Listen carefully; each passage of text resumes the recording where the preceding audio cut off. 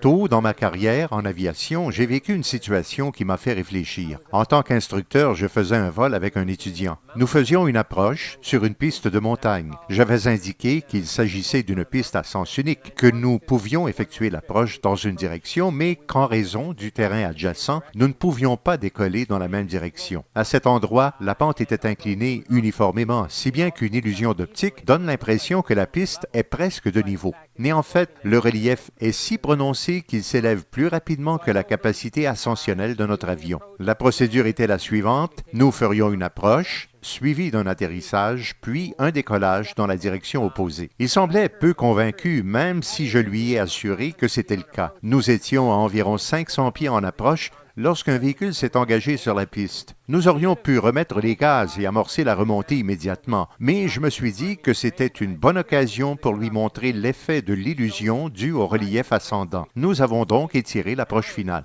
Mais j'ai été pris par surprise. C'est une chose d'expliquer un phénomène à un étudiant, mais c'est une autre histoire que de vivre la situation. La pente était vraiment prononcée. En 2 instants, nous étions presque à la hauteur des arbres. Il a fallu ralentir à la vitesse de pente de montée maximale, puis virer en douceur pour nous tirer de cette impasse. L'expérience s'est avérée une bonne leçon sur les illusions d'optique en montagne.